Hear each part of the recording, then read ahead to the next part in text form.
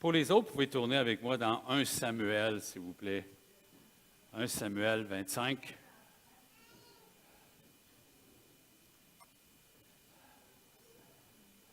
« 1 Samuel, chapitre 25. »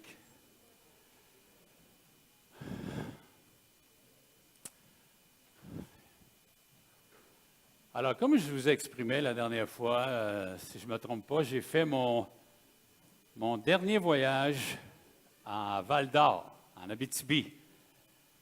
Ça faisait 3 ans que j'allais. La semaine passée, dimanche le 23 juillet, c'était ma dernière présence avec eux. C'est toujours intéressant. On est toujours brisé par nos sentiments. J'étais content de finir, OK? Mais d'un autre côté, on s'ennuie des gens, OK? Probablement que je ne reverrai plus ces gens-là. Alors, j'ai fait le grand tour de l'Abitibi. J'ai été à Val-d'Or, j'ai fait Rouen. J'ai été dîner à la Sarre avec des frères. J'ai été souper avec des frères à Amos, puis je suis revenu. Alors, j'ai fait, en 6 jours, je dois avoir fait à peu près 2000 kilomètres à peu près. C'est juste pour vous dire, là, c'est vraiment incroyable. Maintenant, j'ai ramené un souvenir. Quelqu'un m'a donné un souvenir qui est très spécial. Il m'a donné des pépites d'or dans un stylo. Je voulais vous le montrer ce matin. Alors, quand je vais être cassé, je vais le casser. Là. Il y a des pépites d'or là-dedans. Alors, c'est très intéressant. Alors, c'est écrit Val d'Or 24 carats. Alors, c'est juste pour vous dire que ça existe. Probablement, je ne sais pas si ça ne doit pas être des pépites, mais plutôt des feuilles. Ça doit être plutôt des feuilles, mais de 24 carats. Alors, je vais mettre ça sur mon bureau, puis je vais penser à eux quand je vais voir ça. Alors, je remercie le Seigneur pour ce beau petit cadeau. Et Val d'Or, c'est la vallée de l'or. OK? Ils ont juste fait une contraction. Et c'est. Alors, je suis très content. Mais d'un autre côté, je devrais être à Fermont au mois de septembre. C'est pas que c'est plus court, c'est pas plus long. Mais quand je vais à Fermont, quand même, je vais en avion. Alors, au moins, c'est déjà bien, c'est moins éreintant. Vous vous souvenez, la dernière fois que j'ai enseigné, j'ai parlé d'un monsieur qui s'appelait Barnabas. Est-ce que vous vous souvenez de lui? Le livre des Actes, il faut se souvenir que c'est l'historique et le début de l'Église, où est-ce qu'on est rendu 2000 ans après. Alors, dans le livre des Actes, vous voyez l'origine, vous voyez comment ça s'est passé, vous voyez comment ça s'est développé, jusqu'où que l'apôtre Paul, Barnabas, Silas et d'autres que Dieu a utilisés. Et vous vous souvenez que Barnabas, les 3 capacités qu'on a vues, c'était vraiment un facilitateur, c'était d'être capable, il a amené l'apôtre Paul avec lui pour le présenter aux anciens, à l'Église de Jérusalem. Aussi, on a vu que c'était un très bon formateur. Il a formé, il est parti, il était le chef de l'équipe, et à un moment donné, il a passé le bâton à Paul. Et on voit que c'était un restaurateur. Il a pris soin de notre ami Marc. Et ce matin, j'ai pensé, c'était Abigail, une dame. Il n'y a pas juste des hommes qui ont été des héros. Il y a des femmes aussi que Dieu a utilisées dans toute son histoire de la Bible. Alors, n'oubliez pas que le but du livre de 1 Samuel, ce qui est très intéressant, il faut se souvenir de ça. Alors, 1 Samuel, c'est j'ai mis ça, la transition. Okay? Jusqu'à maintenant, le roi d'Israël, c'était qui? C'était Dieu lui-même. Vous vous souvenez avec Moïse, Josué. Puis là, à un moment donné, les gens du peuple se sont réveillés et ont dit, nous autres, là, on aimerait d'être comme les autres peuples. On aimerait avoir un roi qu'on voit, qu'on peut toucher. OK? Est-ce que vous pensez que c'était une très bonne idée? Je pense que c'est la pire idée qu'ils ont jamais eue. Pourtant, Samuel leur a dit, si vous voulez avoir un roi, il faut y penser 2 fois. Ça va vous coûter 20 % de vos revenus. Ça va vous coûter vos meilleurs fils pour être dans l'armée. Ça va vous coûter vos meilleures filles pour servir le roi et la reine. Non, non, c'est ça qu'on veut. On veut être comme les autres. Hein, ça nous ressemble un peu, vous ne trouvez pas? Hein? On a une tendance à pas trop aimer d'être différent. Mais on voit qu'à ce moment-là, 1 Samuel, 2 Samuel, 1 roi, 2 rois, vous voyez les transitions. Alors, vous vous souvenez qui était le premier roi? C'était notre ami Saül. Après ça, on a David. Et puis, on a eu Salomon, le roi Salomon. Jamais un roi n'a été aussi grand que lui. Et après, on a roi, puis on a toute l'histoire, toute la généalogie des rois. Alors ce matin, au travers de cela, on va voir David, que ça n'a pas été facile de devenir roi. OK? Il y a eu des hauts et des bas là-dedans. Et dans cette partie de sa vie, ça ne va pas tellement bien. Il s'est sauvé, puis son armée sont à peu près 400. Puis les textes nous disent, on n'aura pas le temps de tout voir ça, les gens qui se sont regroupés après lui, c'était des bandits. Imaginez, c'est tout. Ça commence bien une armée. C'était des voleurs, des gens qui étaient insatisfaits. Fait que se sont tous ramassés avec David. Alors ça, il a commencé comme ça, là. OK? Pourtant, il y avait eu une belle prophétie par le prophète Samuel. Alors, ce qu'on peut voir ce matin, on va voir 3 qualités d'Abigail. Comment cette femme-là, dans un contexte très spécial, a réussi à démontrer une maturité exceptionnelle. Si on reprend, vous allez voir au chapitre 25, 1 Samuel, verset 1, on peut voir le contexte. Samuel mourut. Alors Samuel, décédé, tout Israël s'était assemblé, le pleura. Alors, ils sont tristes de le voir partir. Bien, il est parti. On l'enterra dans sa demeure à Rama.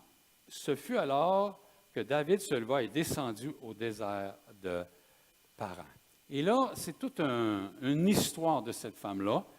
Au verset 2, il y avait à Mahon un homme fort riche, possédant des biens à Carmel. Il avait 3000 brebis et 1000 chèvres. C'était déjà, je dirais qu'il était milliardaire, là, si on évaluerait ça avec nos chiffres d'aujourd'hui. Il se trouvait à Carmel pour la tonte de ses brebis. Verset 3. Il nous dit ceci. Le nom de cet homme était Nabal et sa femme s'appelait Abigail. C'était une femme de bon sens et belle de figure. Mais l'homme était dur et méchant. Dans ses actions, il descendait de Caleb. Alors, ce qu'on peut voir ici, la première qualité qu'on peut voir dans notre amie Abigail, c'est une femme de bon sens. OK? Puis, elle avait quand même quelque chose de spécial. C'est drôle que l'auteur nous dise ça. Qu'est-ce qu'il nous dit après? Il nous dit qu'elle était belle de figure. Alors, ce gars-là, il avait gagné le jackpot. OK? Elle n'était pas juste de bon sens, mais il semble qu'elle était belle de figure. Bon, belle de figure, qu'est-ce que ça veut dire? Je n'ai pas été capable, je n'ai pas vu de photo, je n'ai rien vu. Alors, puis vous savez que la beauté, c'est relatif. Est-ce que vous comprenez ça? Alors, ça peut être très beau pour vous, ça peut être très belle pour vous, mais on ne sait pas. Mais ici, l'auteur nous dit qu'elle avait le bon sens et était belle de figure. On sait que son mari, elle a de bon sens, mais son mari s'appelle Nabal, et puis ça veut dire fou. OK? Alors, je me suis posé la question, comment ça qu'une femme censée a marié un gars fou? Hein? Vous ne trouvez pas ça bizarre? Moi, je trouve ça très bizarre. Peut-être que je me pose des questions que vous ne vous posez pas, là, mais il est clair. Je crois que la réponse est dans la culture. Généralement, dans le temps biblique, c'est qui préparait les mariages? C'était les parents. OK? Alors, la question que je me suis posée, puis que certains s'est posée, est-ce que ses parents ont choisi Nabal parce qu'il était riche? Peut-être que ses parents, ils venaient d'une famille pauvre. On n'a pas la réponse. Mais je crois que la réponse est celle-ci, c'est que le mariage était arrangé. Je ne pense pas qu'une femme aussi intelligente, de bon sens, aurait marié un homme qui s'appelle Nabal. Même les proverbes diraient que le mot qu'ils utiliseraient, c'est insensé. Est-ce que vous voyez le contraire? C'est une femme de bon sens, mais lui, c'est un insensé. C'est vraiment incroyable. Alors, la définition de cette expression-là ou de cette locution-là, quand on dit de bon sens, ça veut dire que c'est quelqu'un qui est capable de bien juger les choses. C'est ça que ça veut dire.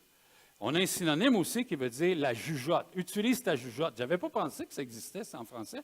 Je pensais que c'était une expression cheval du Québec, québécoise, mais ça veut dire aussi utiliser sa jugeote. Ça veut dire que cette femme-là, là, elle avait une bonne jugeote. Elle était capable de bien juger son environnement. On a aussi dans Proverbes, ce qui est très intéressant, dans Proverbes 1, verset 3, les proverbes ont été donnés pour plusieurs raisons. Et une des raisons, que j'ai trouvé très intéressante, c'est pour recevoir des leçons de bon sens. Autrement dit, on ne vient pas au monde avec le bon sens. On apprend cela. Puis plus qu'on devrait être âgé, un certain âge, On devrait quoi? Avoir du bon sens. Mais il semble,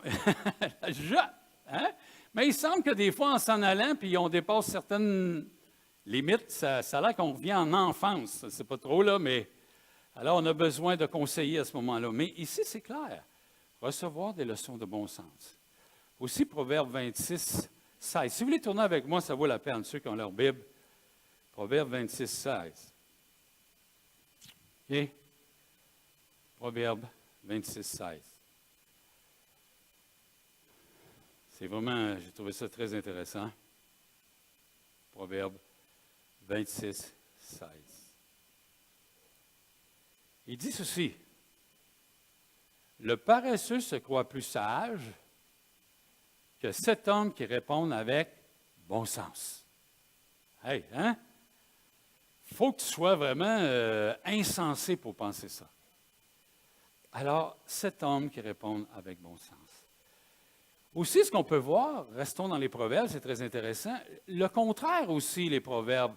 Là, on parle d'Abigaël, d'une femme sensée, de bon sens, mais les proverbes nous parlent aussi de femmes insensées. Si vous tournez dans Proverbe 14, verset 1, OK?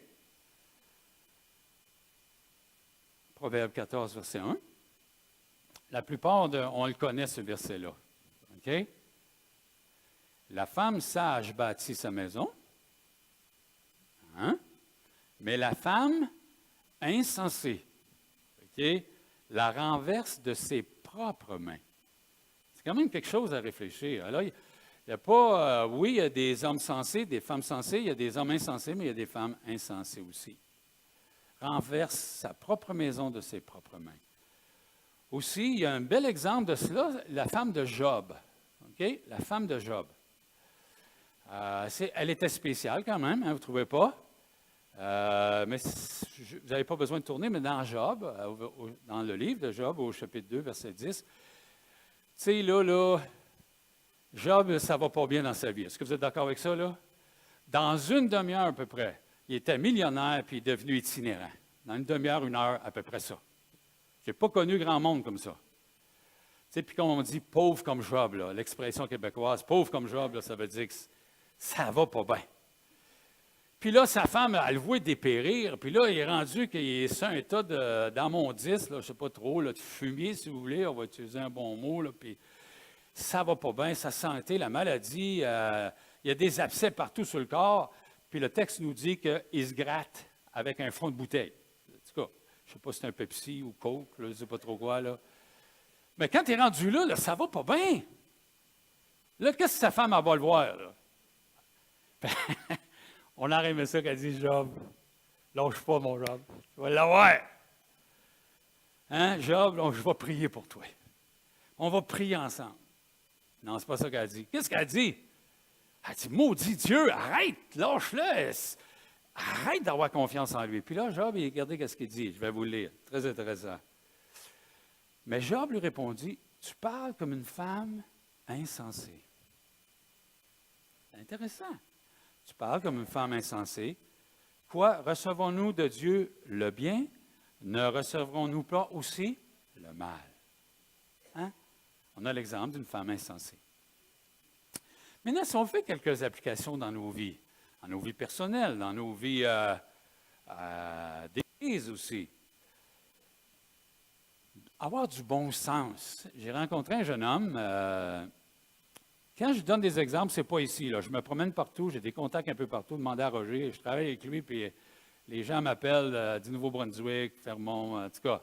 Mais ça n'a pas rapport avec l'Église ici. Alors, je jase avec lui, je dîne avec lui, puis j'ai dit, puis, parce qu'il vient juste d'avoir un petit bébé, puis, comment ça va dans ta vie? Ah, il dit, c'est dur, Noël. Tu sais, de ne pas dormir. Je ne sais pas si vous voyez, est-ce que vous en souvenez? Je ne sais pas. Moi, la pire chose dans ma vie qui peut m'arriver, ce n'est pas de ne pas manger, c'est de ne pas dormir. Je ne sais pas si ça change un tempérament de ne pas dormir. Okay? Moi, en tout cas, là, ma femme ne me reconnaît plus. Hein? Quand je ne dors pas. Alors, je m'arrange pour dormir. Alors, il dit, c'est dur. Puis là, il est rendu à 10 mois. Puis, j'ai dit, là, vous êtes rendu à combien d'enfants? Il dit, on est rendu à 3. J'ai dit, est-ce que vous pensez d'en avoir d'autres? Ouais, il dit, on est en train de réfléchir à ça parce que ma femme, elle ne peut pas les avoir naturels, les enfants. Elle doit les avoir toutes par césarienne. Puis là, le médecin, il a dit, bien là, rendu à 3 césariennes pour la madame, peut-être que les muscles, puis, etc., etc. C'est sûr. Alors, il dit, on est en train de réfléchir. Voyez-vous, on a besoin de bon sens. Est-ce qu'il va en avoir un quatrième, un cinquième? Je n'ai aucune idée. Moi, tant qu'à moi, il peut en avoir le nombre qu'il veut. OK? Pourvu qu'il ne m'appelle pas pour aller les garder. C'est ses enfants, il a la liberté, il peut faire ce qu'il veut. Mais il a besoin de bon sens. Est-ce que vous comprenez? Bon, est-ce que sa femme, sa santé, est-ce que c'est correct? Est-ce que ça va mettre sa vie en danger peut-être, une quatrième césarienne? On ne sait pas. Parce que chaque opération, il semblerait que c'est très dangereux. Je ne connais pas ça, là. À chaque fois qu'on ouvre le corps, les virus, ou en tout cas, ça a l'air que ça peut arriver. Alors, ils ont besoin de bon sens, il dit, puis ils sont en train d'évaluer ça. Alors, c'est intéressant de voir ça. Dans mon dernier voyage à Val-d'Or, la semaine dernière, une des choses que je trouve le plus difficile, c'est de voir les Autochtones. Ça me touche vraiment. OK? J'ai marché dans la ville de Val-d'Or à quelques occasions, et puis c'est de voir les Autochtones. C'est des Algonquins, ils parlent anglais, ils commencent à parler français. Probablement, ceux que je vois, ce n'est pas tous les Algonquins qui doivent être comme ça. Mais ceux que je vois, je me pose toujours la question pour dire, mais qu'est-ce qu'on pourrait faire pour eux? Est-ce qu'il y a quelque chose à faire pour eux? J'essaie de trouver, avoir du bon sens, trouver quelque chose pour pouvoir les aider. C'est malheureux de voir ça. Puis c'est pas juste les Algonquins, on a plein de Blancs qui sont capables de faire des niaiseries comme ça. Pas de problème avec ça, là. Okay? Mais le bon sens, je me disais, qu'est-ce qu'on peut faire? Le gouvernement les aide. Nous, en tant que société, je trouve ça difficile. Je trouve ça difficile de les voir. Le bon sens, qu'est-ce qu'on pourrait faire pour les aider? Ce n'est pas évident. Pour nous, en tant qu'Église, on a déjà commencé à travailler sur le budget. Vous savez, est-ce que vous vous souvenez, ici à l'Église, l'année fiscale, c'est de quel mois à quel mois? Est-ce que vous vous souvenez? C'est du mois d'août, généralement, aller jusqu'en juillet. On a la réunion d'affaires en septembre, mais c'est de juillet à août. On a déjà commencé à travailler là-dessus. Puis, on met des chiffres, on travaille des chiffres. Qu'est-ce qu'on a besoin? C'est de bon sens. Moi, j'aimerais ça que tout soit noir et blanc. Est-ce que vous aimeriez ça? Moi, j'aimerais ça, que ça soit tout noir et blanc. Mais ce n'est pas ça la vie. Ce n'est pas ça la vie. Il y a beaucoup de zones grises. Puis on a besoin de bon sens. C'est pas facile. Puis je sais que quand on parle du bâtiment, là, okay, quand on parle du bâtiment pour la vendre, l'acheter, faire un autre, je sais que c'est difficile pour vous à certains endroits. J'aimerais ça que j'aie un verset noir sur blanc, vends-le pas. Je vous lirai ça matin, ce serait fini. Ou j'aurais un beau verset noir sur blanc qui dit, vendez-le, plus de problème. Hein? Vous ne trouvez pas? Ce qu'on a besoin, c'est de bon sens. OK? Moi, je suis ici, ça ne paraît pas peut-être pour vous, mais je connais le bâtiment depuis 40 ans. Moi, quand je me suis converti, j'étais ici la 2e année que le bâtiment existait. OK? J'ai participé à plusieurs, il y a une, deux, il doit y avoir au moins 2 rénovations que j'ai participé ici. Peut-être que vous ne vous souvenez pas, mais on a déjà eu un super foyer au sous-sol. Qui se souvient de ça? Il n'y en a pas gros, hein? Hey, on avait un foyer, mon ami, au sous-sol. Hey, c'était quelque chose. Mais le sol était tout fait en préfini. Ouais, il n'y avait pas de cage d'escalier. Imaginez. Fait que les jeunes, à un moment donné, la ville est passée parce que les règles de sécurité changent. Là, ils ont dit, ça prend les cages d'escalier. Parce que, à quoi ça sert les cages d'escalier, vous pensez? C'est pour empêcher le feu de monter le moins vite possible en haut. C'est ça l'idée, c'est la sécurité. Ensuite, le préfini, on a tout enlevé ça, on a mis du tuproc à feu. Pourquoi? Ben, c'est pour la sécurité. Alors qu'on le veuille qu'on ne le veuille pas, les bâtiments sont évalués d'année en année, ou aux 5 ans, ou aux 10 ans. Voilà. Et à quelque part, à un moment donné, le bâtiment, il devient, bon, est-ce qu'il est encore sécuritaire? Il faut se poser la question aussi. Alors, c'est pas, j'aimerais-tu avoir des versets clairs noir sur blanc pour dire, regarde, c'est ça que tu vas faire. On a besoin de bon sens. Puis en passant, là, il y a quelqu'un qui est revenu, juste pour vous dire, là, il y a quelqu'un qui c'est très intéressant, là, très intéressé au bâtiment. Alors, on ne sait pas qu'est-ce qui va arriver. Mais priez pour nous, les dirigeants, puis on cherche le bon sens là-dedans. OK? Pourquoi vous pensez qu'on a fait faire une évaluation pour avoir un foyer à l'extérieur, pour avoir l'agrandissement? Pourquoi? Parce qu'on voulait faire une comparaison. Je ne sais pas si vous vous souvenez, mais faire ce qu'on voulait faire, ça coûtait 600 000 $. Mais on reste avec un vieux bâtiment. On reste avec... il n'est pas tout transformé, là, le bâtiment à 600 000. Ça nous donnait... Pourquoi qu'on a fait faire une évaluation agréée? Pour nous donner de l'information. Pourquoi? Pour avoir du bon sens. C'est dans ce sens-là qu'il faut voir ça. Alors, c'est un défi pour nous. On va revenir à l'automne avec ça. Moi, je m'en vais en vacances, là, mais je reviens, là. On va revenir, on va jaser de ça. Le bon sens, mes frères. Maintenant, la deuxième qualité que j'aimerais qu'on puisse voir ici, de notre ami, au verset 14. Tournez avec moi au verset 14 maintenant. Verset 14 au verset 19. La deuxième qualité de cette femme-là, elle sait écouter. Okay? Elle sait écouter. Regardez bien. Un des serviteurs de Nabal vint dire à Abigail, femme de Nabal, « Voici, David a envoyé du désert des messagers pour saluer notre maître, qui l'a redoué. » Parce que Nabal, c'est un fou, il n'a pas été gentil avec David. Et pourtant, ces gens ont été très bons pour nous. OK? Ils ne nous ont fait aucun outrage. Rien ne nous a été enlevé. Tout le temps que nous avons été avec eux, lorsque nous étions dans les champs, ils nous ont, nuit et jour, servi de muraille. Alors, David puis ses 400 bonhommes, ben, ils ont protégé le troupeau de Nabal. OK? Alors, verset 17, « Sache maintenant et vois ce que tu as à faire. » Oh! Il y a quelque chose qui s'est passé. « Car la perte de notre maître et de toute sa maison est résolue. Il est si méchant que je n'ose pas lui parler. » Il ne voulait même pas aller le dire à Nabal. Il faut que ça aille méchant, là. OK? Il y avait une mauvaise nouvelle, mais il n'y a pas été. Alors, voyez-vous, là, il dit « Sache. » Et puis, Abigail a écouté. Aussitôt, elle n'a pas dit « Je vais prier », elle n'a pas dit « Je vais demander conseil », mais aussitôt, qu'est-ce qu'elle a fait? Eh bien, elle prit aussitôt 200 pains, 2 outres de vin, 5 pièces de bétail à prêter, 5 mesures de grains rôtis, 100 masses de raisins secs, 200 figues sèches. Elle les mit sur des ânes. Et elle dit au serviteur, « Passez devant moi, je vais vous suivre. » Elle ne dit rien à Nabal, son mari. Montée sur une âne, elle descendit la montagne par un chemin couvert, et voici ces hommes descendant en face d'elle, en sorte qu'elle les rencontra.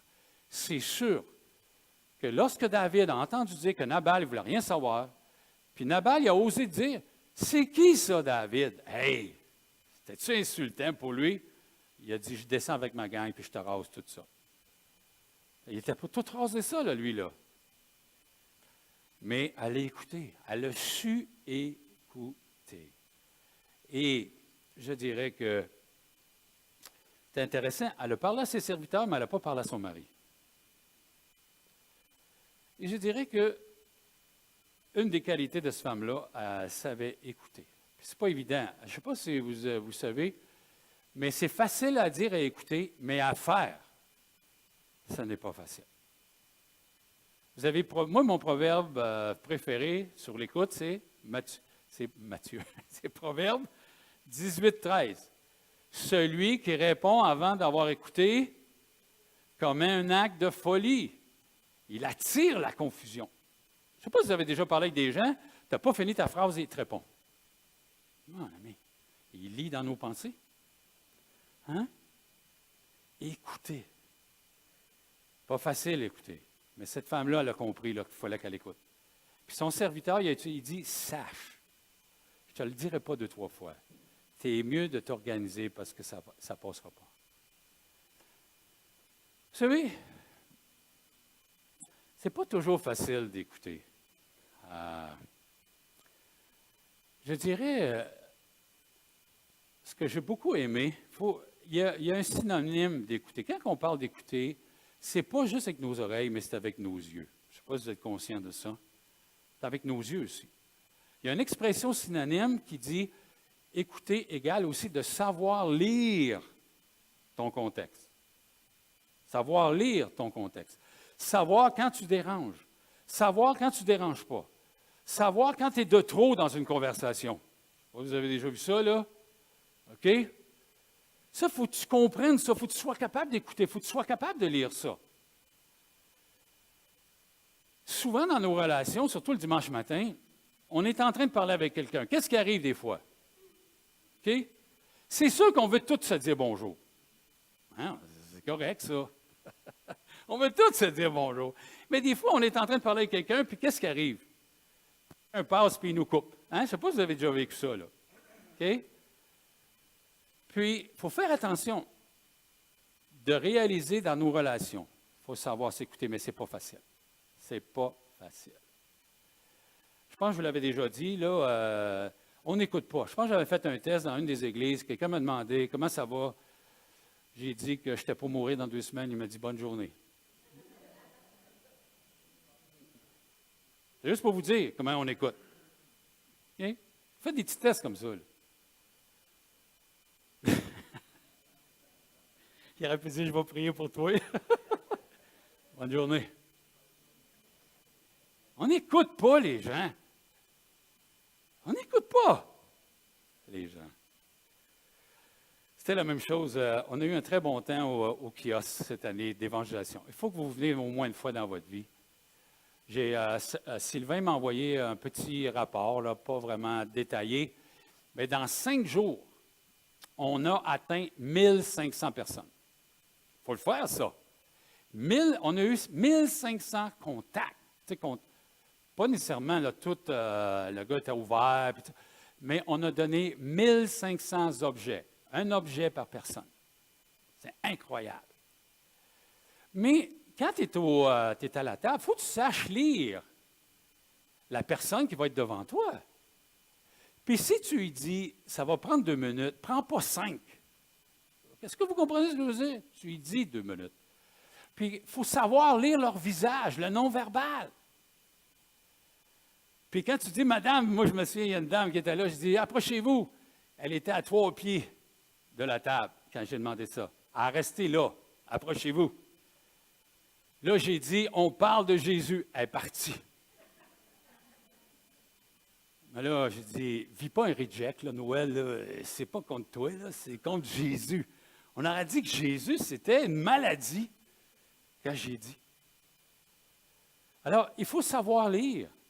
Fait que si tu vois que les gens ils disent, oui, je vais arrêter, je vais juste écouter, je n'ai pas beaucoup de temps, sache lire. À moins qu'il te dise, ou à moins que tu lui demandes, regarde, je vois que tu es intéressé, est-ce qu'on peut continuer? Tu demandes la permission pour ça. Alors, c'est important de réaliser ça, d'écouter. Il faut le faire. Il faut vraiment s'arrêter et puis de réaliser. La plupart des gens, ou des fois que je rencontre dans les couples, c'est un des éléments qui ressort. Mon mari ou ma femme ne m'écoute pas. C'est ça l'idée. Ils ne m'écoutent pas quand je parle. Hein? Puis ça n'arrive pas juste à vous, ça arrive avec moi puis Marie, ça ne paraît pas là. Ça arrive. On se parle, là. Je dis des fois, on parle-tu le français, là, nous autres? Là? C'est français qu'on parle. Elle me dit des choses, je ne l'écoute pas, je ne sais pas ce que je suis. Hein? C'est vrai que le français, ce n'est pas une langue facile à apprendre. C'est pas facile. Pourtant, on est né ici. On a de la misère. Juste aujourd'hui, cette semaine, on s'est parlé, puis Marie a pris des décisions, puis c'était correct, là, c'est pas mal en soi, mais j'ai dit, Marie, je commence pas mes vacances à dimanche à midi, je commence mes vacances mardi à midi. Hein, tu me dis ça?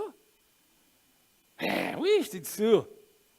Fait que pourquoi? Parce qu'elle a la mauvaise information, elle a pris une décision. Ben moi, ça ne fait pas mon affaire. Cette décision-là. On ne s'écoute pas. Puis il y a un endroit qu'on ne s'écoute pas. Cette semaine, j'ai rencontré quelqu'un qui pense de se marier. Et un homme d'un certain âge. Il me semble que le certain âge devrait démontrer la maturité. Vous ne trouvez pas? Mais quand la princesse passe, je ne sais pas qu'est-ce qui se passe chez les gars, là, mais je ne les reconnais plus. Et alors, je jase avec lui. Je voulais avoir de l'information pour certaines, parce que j'avais entendu des oui-dire, puis je voulais avoir. Ah, il dit, on s'est parlé au téléphone pendant des heures. Vous voyez-vous, là, tout le big picture. On se téléphone, on a toute l'information qu'on a besoin de savoir. J'ouvre une petite parenthèse. C'est drôle, hein? Au début, quand ils se rencontrent, là, tout le monde parle. 2 ans après, il m'appelle. Il ne me parle plus. C'est drôle, ça. Vous ne trouvez pas? Ben oui, mais il t'a tout dit en 2 semaines. Il n'a plus rien à dire. Là, je le vois, les yeux brillent, là. Ça ne va pas avec l'amour. Ça ne va pas avec l'âge. Laissez-moi vous dire, ça n'a pas d'âge. Quand la princesse passe ou le prince passe, ça n'a pas d'âge. Alors, je l'écoute, là, puis je le vois bien, là, que. Il dit on s'est posé toutes les questions. Ah oui, c'est correct. Moi, j'aimerais te donner un conseil. Là, j'ai vu changer ses yeux. Là, j'ai dit, ouais, vous êtes parlé beaucoup au téléphone, vous jasez, super, c'est correct. Mais j'ai dit, moi, il me semble, elle vient de quelle église, cette dame-là? Ah, elle me nomme l'église. Ah, ça fait plusieurs années qu'elle est là. Ah, super. Moi, je t'encourage d'aller voir un des responsables. Demande-y comment qu'elle est, cette brebis-là. C'est drôle, là, ses yeux ont changé. Puis c'est drôle, j'ai compris qu'il ne voulait rien savoir de ce que je disais. Il ne m'a pas écouté. Pourquoi? Parce qu'il pense, parce qu'il est rendu à un certain âge, qu'il a l'autorité puis qu'il voit tout ça. Là, je lui ai répété mon ministère, moi. Mon ministère, quand je fais un cours de préparation au mariage, c'est d'ouvrir les yeux. Après, c'est de les fermer. Mais on dirait là, que l'amour, le mariage, redonne la vue. C'est incroyable. Ça donne la vue, ça. Il était aveugle, mais là, il voit. Tu sais, c'est comme le témoignage de l'homme. J'étais aveugle, mais là, je vois. Oui. Pourtant, il a dit qu'elle laissait traîner ses bobettes, puis il trouverait ses bobettes dans la tasse à café, dans l'armoire. Mais il ne croit pas. Hein? Il ne croit pas. Il n'écoute pas. En tout cas, écoutez-moi bien. Là, je vous le dis à tout le monde. Là. Si je deviens, là, veuf ou divorcé, puis vous voyez que je fais des niaiseries, venez me voir, s'il vous plaît. Venez à la gang, si vous voulez. Attachez-moi, faites quelque chose.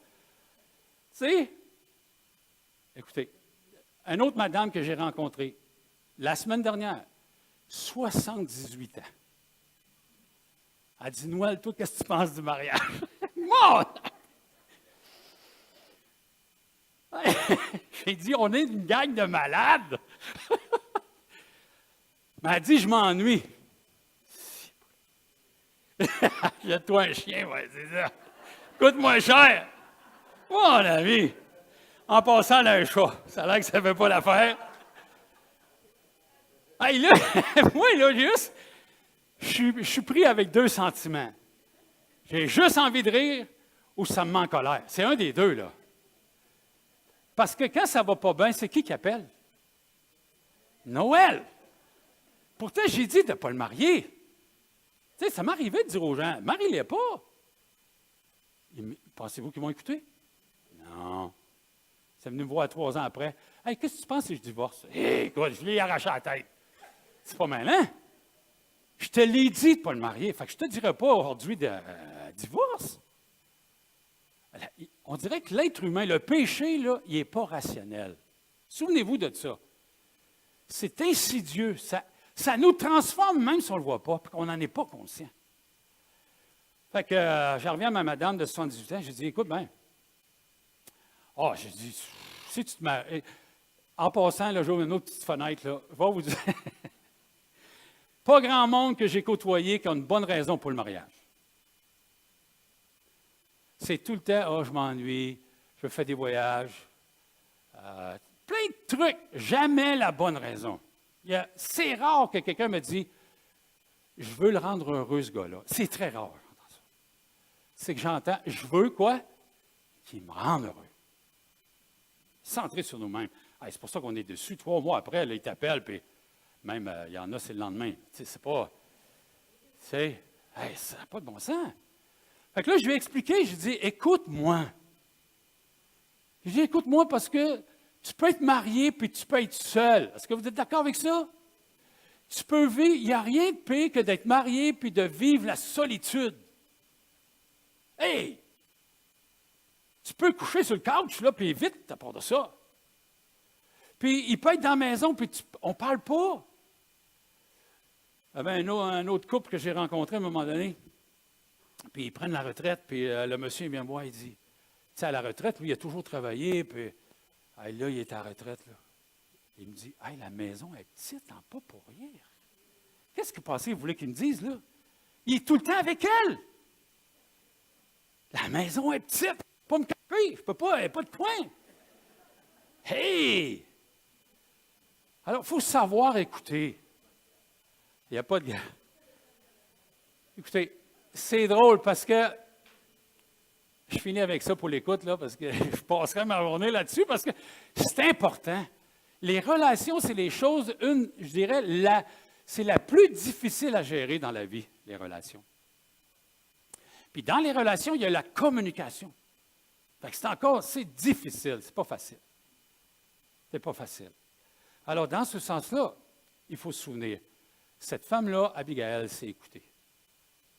Puis quand elle a eu la nouvelle, elle a réglé ça tout de suite. Elle n'a pas attendu. Aussitôt, elle savait qu'est-ce qu'elle devait faire. Et je dirais qu'on va finir avec la troisième qualité, c'était une femme de courage. Verset 20 maintenant, si vous voulez aller. On continue. Verset 20 à 35. David avait dit, c'est bien en vain que j'ai gardé tout le troupeau, ou tout ce que cet homme a dans le désert, et que rien, verset 21, c'est-à-dire, et que rien n'a été enlevé de tout ce qu'il possède. Il m'a rendu le mal pour le bien. Que Dieu traite son serviteur David dans toute sa rigueur, si je laisse subsister jusqu'à la lumière du matin, qui que ce soit de tout ce qui appartient à Nabal. Lorsqu'Abigail aperçut David, elle descendit rapidement de l'âne, tomba sur sa face en présence de David et se prosterna contre terre. Puis se jetant à ses pieds, elle dit, « À moi la faute, mon Seigneur, permets à la servante de te parler à tes oreilles et écoute les paroles de ta servante. Que mon Seigneur ne prenne pas garde à ce méchant homme, à Nabal, car il est comme son nom. Nabal est son nom. Il y a chez lui de la folie.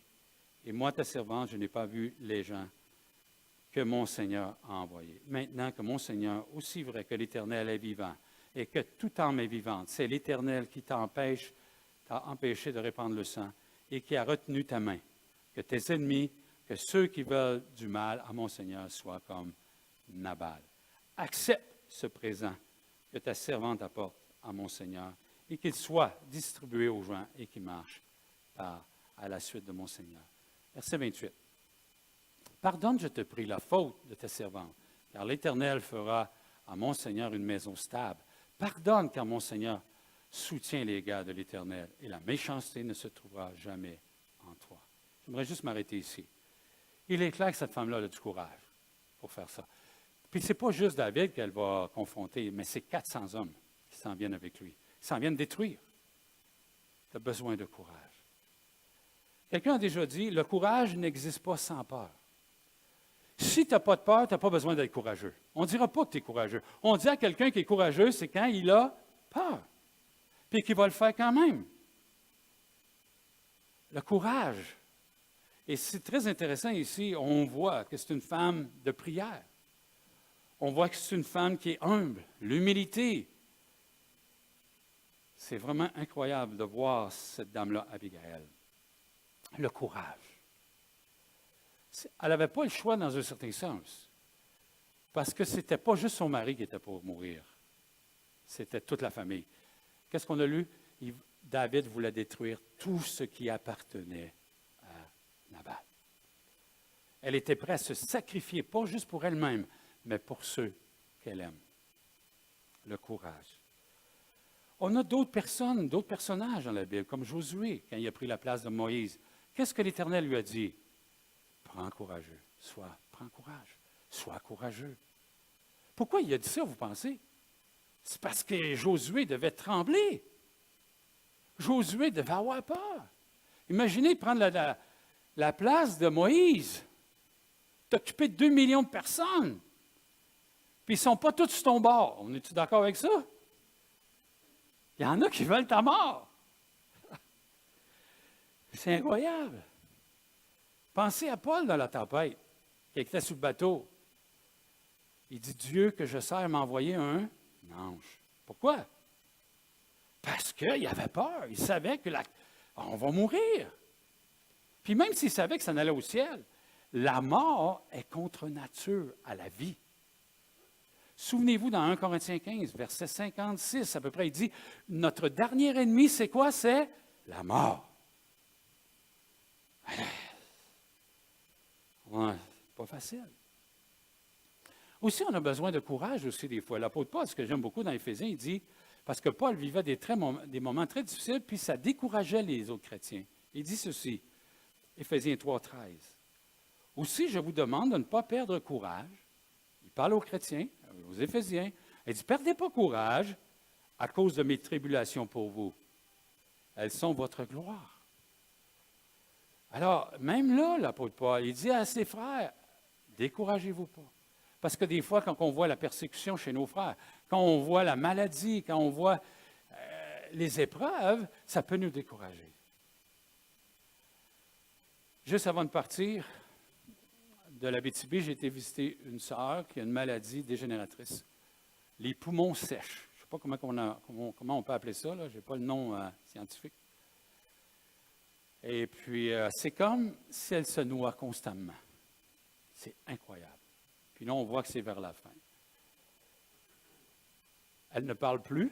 Elle peut juste s'exprimer un peu avec des sons. Quand je suis sorti de là, j'étais découragé.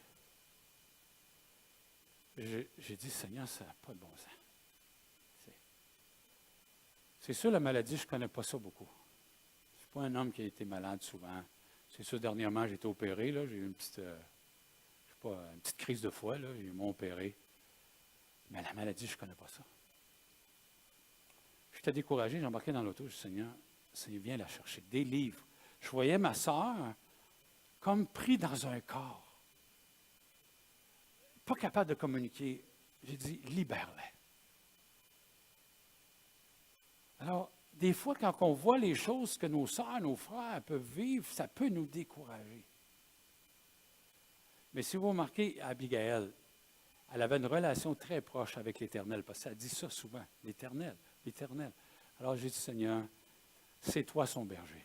Puis je suis content que ce soit toi qui sois son berger. Moi, je suis juste un sous-berger. Alors le découragement, à un moment donné, quand j'ai compris que Jésus sait qu'est-ce qu'elle vit, Jésus prend soin d'elle, même au travers de tout ce qu'elle vit, alors ça m'a donné courage à continuer. Oui? Alors, souvenons-nous que c'est difficile, qu'est-ce que notre sœur, Abigail vit. Mais ce qui est très intéressant, c'est comme un film, ce petit chapitre-là pour moi. L'histoire finit bien. Je ne sais pas si vous savez comment ça finit. Ça finit avec une belle histoire d'amour, j'ai l'impression. Hein? Elle a passé de veuve à être mariée assez rapidement. Je ne sais pas si elle a eu le temps de faire son veuvage, là, mais mariée avec un gars comme ça, tu ne dois pas t'ennuyer longtemps. OK? Verset 36 maintenant, 42. Abigail arriva auprès de Nabal, et voici, il faisait dans sa maison un festin comme un festin de roi. Il était riche, là, écoutez, là, ça n'avait pas de bon sens, la richesse qu'il avait. Il avait le cœur joyeux. Ça veut dire quoi, ça? Puis il dit après, il était complètement dans l'ivresse. Il en avait pris un peu trop, là.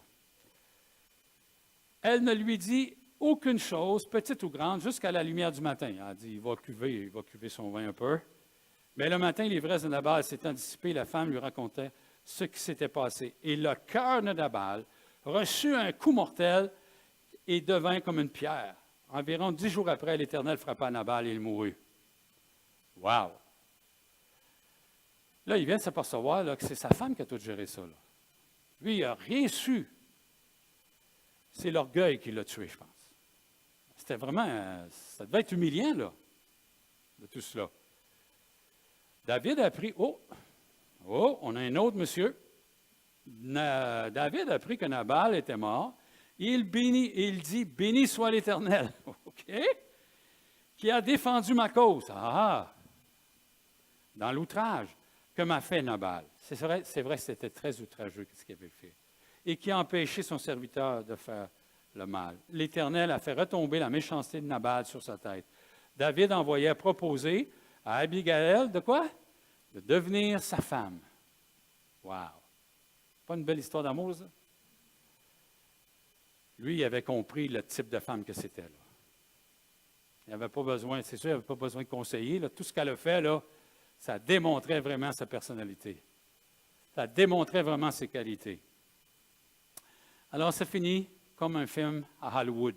Hein? Vous écoutez des fois des films, ça va mal, puis tout ça, puis tout à coup, là, ça finit bien. On dirait que ça finit très bien ici. Maintenant, en conclusion de tout ça, là, c'est tout un témoignage pour nous, c'est tout un modèle, Abigail. Mais savez-vous une chose? Nous, là, on a une fin heureuse aussi. Est-ce que vous êtes conscient de ça? Nous, des fois, là, ça va peut-être aller mal. Peut-être qu'on va avoir des gens qui sont un peu fous autour de nous. On va vivre des moments difficiles. Il y a des gens qui ne seront pas d'avis à ce que nous disons, à ce que nous vivons. Mais l'Évangile, la bonne nouvelle, savez-vous quoi? L'apôtre Pierre nous dit qu'on a un héritage. C'est pas merveilleux, ça? Ça finit mieux que Hollywood, ça. Ça finit mieux que n'importe quel film, n'importe quelle partie de notre vie. Il y a un héritage qui nous attend. Mais moi, des fois, je suis plus méchant que vous autres. Moi, je veux l'avoir tout de suite, mon héritage. Je veux l'avoir sans terre. Mais qu'est-ce que le texte dit de Pierre? Il dit, l'héritage est où? Dans le ciel. Et dans le ciel. Mais on va l'avoir. Ça va bien finir notre vie. Un jour, on va recevoir notre héritage. On pourrait définir, on va être co-héritier avec Christ. Ça ne va pas être merveilleux, ça? Fait que, tu sais, des chèvres, puis des moutons, puis tout ce que tu voudras, là, c'est rien à comparer ce qui nous attend. Je vous invite à prier maintenant.